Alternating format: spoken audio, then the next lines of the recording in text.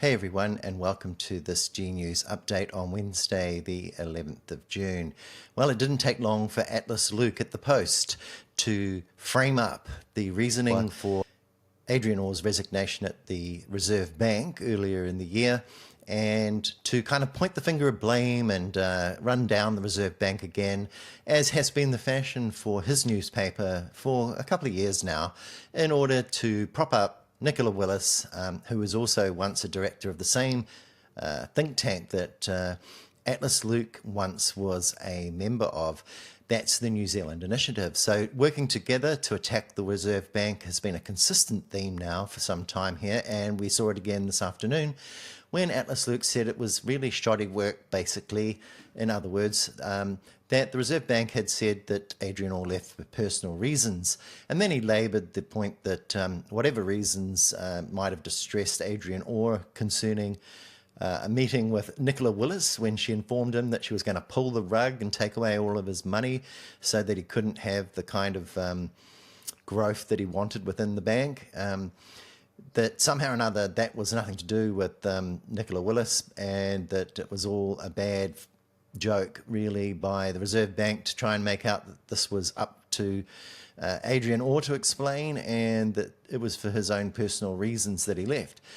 So now Atlas Luke is trying to make out that there was some sort of lying or deception, or hadn't been honest with the New Zealand public, and that this was a bad look. But in actual fact, nobody from Nicola Willis's camp has come forward and talked about what was said in the meetings that upset Adrian Orr. And also we've got this kind of notion that the public spat, very public spat between the New Zealand Initiative, from which Nicola Willis comes from before she got into politics, and Adrian Orr, about lowering the limits for capital that banks need to hold, suddenly isn't a problem, or hadn't been a factor in his decision to resign, because we couldn't find any evidence to that effect, therefore we rule it out. But that old saying where they say that the absence of evidence is not evidence of absence. It could still well be the case that that very prospect was in the background. It's just that we haven't been able to find it written down anywhere. So they found these notes under OIA that suggest that pulling the rug and taking away money upset and distressed Adrian Orr at the time.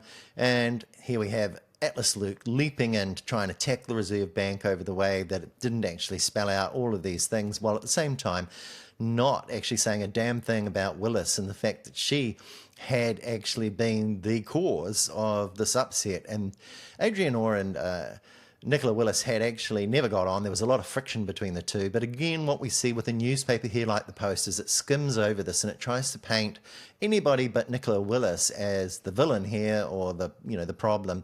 Nicola Willis is immune to criticism from the Post. That's what I'm going to put on the line tonight, that there's no way the Post can bring itself to criticise Nicola Willis as finance minister with Atlas Luke in there doing these kind of numbers. So that's the first thing. The second thing is that over at the New Zealand Herald, which is also a right-wing rag these days, we're seeing Richard Prebble kind of waffling on about leadership. Here's the headline. Richard Prebble reckoned that Christopher Luxon is basically missing in action when it comes to leadership, and that it's his leadership that is the only weakness that the coalition have. I mean, that's Dreamworld. Prebble referred only to the TVNZ poll that came out and contradicted the more recent Reid Research poll from Radio New Zealand. And in that, he was saying, oh, well, look, the only reason that things are okay right now is because Chris Hipkins lags behind Christopher Luxon, and neither of them are polling very well. But of course, as you know, if you know the Reid Research poll, which is more recent, Christopher Luxon lags well behind Chris Hipkins, and Chris Hipkins has a positive net favourability rating, while Christopher Luxon has a very negative one that's getting worse and worse all the time. So here's a case again of Richard Prebble not reading, the room, not reading the facts, not knowing what he's talking about. And the irony here is that when it comes to leadership and criticising other people about it, you want to make sure that your own your own room is actually pretty shipshape. Last year, we all saw Richard Prebble take the lead and think that he could actually go and be on the Waitangi Tribunal, but we all saw he soon cried off and he basically admitted that he really wasn't up to it. He wasn't fit for that. I mean, he was out of there. What a big mistake. Didn't really know about all of those stories and the truth of the matter, and he couldn't really exert any influence in there. So I think, we take what Richard Prebble has to say in the New Zealand Herald with a grain of salt, but the New Zealand Herald doesn't. He gets this great big headline. In other news over at the New Zealand Herald, we are seeing today all of the fallout from Winston Peters finally getting around to banning a couple of extremist Israeli politicians from entering New Zealand. Now, it's worth noting that the context here is that for over a year now, Winston Peters has sat back on his hands and done very, very little to criticise Israel as tens of thousands of people have been slaughtered.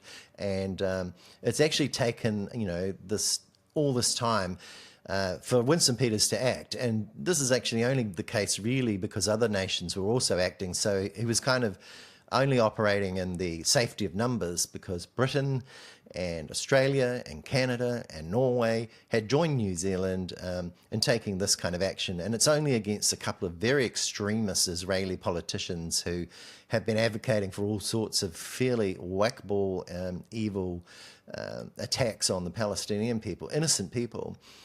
So as we've been watching this terrible genocide playing out in real life in front of us, Winston Peters has been sitting back, and now we're all arguing that, well, look, isn't it great that we've acted independently here? But it's really under the cover of political safety. I mean, he's not going to do anything that's actually really going to be too risky here to stand up for what's right. There's been a backlash from the Trump administration as predicted. So now we've got the Americans like Marco Rubio condemning New Zealand's position here, that you shouldn't stand up to genocide. You should just sit back and watch it all happen. And everything will just end up being fine. And it's been extremely problematic that people are speaking up and taking action. And look, there you have it, kind of the whole dictatorial punch down from the United States. It's not the United States that we used to know. In other news, we also had Chloe Swarbrick appearing on the Herald Now video this morning with Ryan Bridge and Axe Karen Chor. They had a conversation roughly about two topics. One was about this Gaza business and how we basically needed to do something, but we've really done very, very little. Our government has effectively sat on its hands for the last 18 months while thousands and thousands, tens of thousands of innocent people who have been made refugees in their own land are mercilessly carpet bombed. There is so much more that we can do here. If we're to look at the sanctions that have been applied against these two individuals and the logic that Winston Peters is using, that could be extended to many other members of this cabinet and indeed the Israeli parliament. So what the government can and should do is apply the exact same logic that it did against Russia and the unlawful occupation and invasion into Ukraine and apply that same logic with my members bill. We've just sat back and let it all happen. We didn't want to get involved. And the second topic was whether or not we should have wealth tax, and if we did have a wealth tax and it was a fairer tax system, is that really just pure envy? But to sit there and envy people for being successful, I think is what's wrong with this country at the moment. Because basically what Karen Chor and Ryan Bridge were arguing was that you just can't change the tax system. It wouldn't be fair. Anybody that's actually a billionaire or doing really, really well at the top of the rich list only did it because of their own merit and their own hard work, and that hard work always gets you to the very, very top, become very, very rich. And there was kind of a minor disagreement with wealth that's obtained from inheritance, but this myth that if you work really hard, you'll become rich was peddled again actually there, and that it's just pure envy that motivates anyone that wants a fairer society or, some kind of more egalitarian return, to a society where everyone was better off together, where we didn't have such gross inequality, where we didn't have more and more children being pushed into poverty. But there's currently 500,000 New Zealanders who are needing to access food banks every single week, that we have persistent rates of child poverty, and that we can address those things if we choose to make sensible decisions to invest to end those issues. That requires a fair tax system. We've done it in the past when we were confronted with some of the worst atrocities known to mankind in the 30s and 40s and the Great Depression. We decided to institute public healthcare, public education and public housing by taxes on those who had profited handsomely during a time of hardship. Okay. These really rich individuals, they make a lot of money and they contribute to growth. But as we all know, it doesn't trickle down. It stays in their bank accounts. It maybe employs a number of people.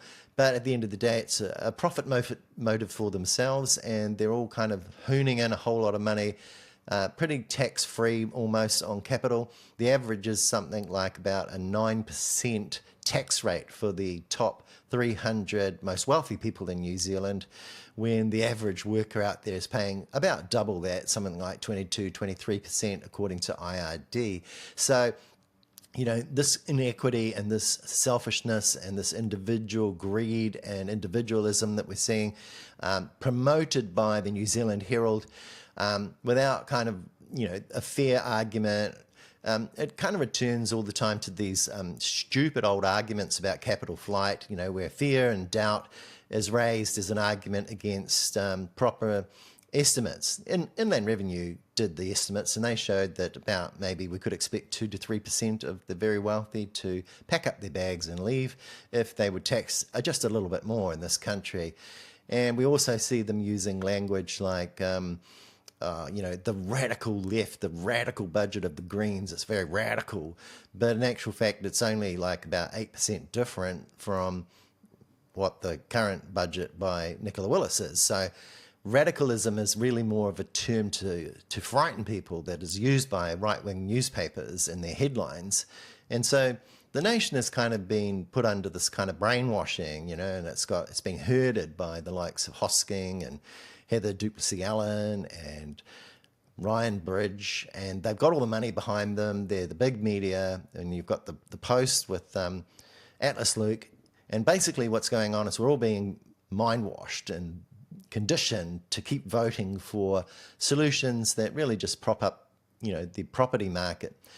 I saw during the last couple of days some information that showed that New Zealanders basically invest about 70% of our investment is directed towards property, which is very unproductive. 15% goes into retirement, and another 15% possibly goes into stock, you know, company investments. When we compare that kind of distribution of our investment to countries like Germany, Germany only invests about 25% of its investment into property, and the rest is spread across investing in businesses and stock and retirement and those kinds of more productive investments. And so they grow their economy. But in New Zealand, we keep voting for the National Party, the ACT Party, New Zealand First, and they keep stoking the property fire and giving big tax cuts to landlords, keeping investors in the game, making money out of houses, driving up the prices. And finally, just want to make a couple of comments about the people that are anti-Jacinda and getting together to try and write a book. This is the same crowd, you know, under NZME, the newspaper heading towards the right wing, that is getting in behind the idea that, you know, we need a counter book, an anti-Jacinda book, because they've all felt quite trolled by Jacinda's success. And this is the rub, that they envy Jacinda, they're jealous of Jacinda, but at the same time, they accuse everybody else who is more altruistic and community-minded of being envious of the individualism and greed of a few billionaires. So it's kind of like interesting the way that envy is slapped around differently depending upon what the cause is. So I think they're very envious of Jacinda, and I think she's been successful, and I think that putting together a book like that is really quite indicative of how afraid they are of her success and how popular she was and the kind of things that she stood for, like empathy and kindness and getting along better, and really kind of like allowing a little bit more inclusion, allowing more the politics of aroha, kindness. So I don't have any time for these people that are actually having a crack at Jacinda like that. I think we all feel pretty much like that's pretty rotten stuff. And it's the kind of thing we saw through most of the tail end of COVID, is that there were all these resentful, hateful people that wanted to take a crack at the tall poppy in New Zealand. And that's kind of, a lot of it's really kind of imported. There was a great hate campaign that hit social media from overseas, as outside influences sat behind the ACT Party and other radical right parties that really didn't want to see things like Te Tiriti becoming more centric, people becoming more educated about it, a better distribution of income and wealth, a fairer go for everybody. And so they needed to convince people, using their media instruments that we've referred to tonight, that they should keep voting against those that would actually make New Zealand a fairer and better place. And I think you know this story. But anyway, that's all I have to say tonight. And I guess I just wish you a really lovely evening in your homes around the country. It's really good to have your support here at G News. And I will see you all tomorrow.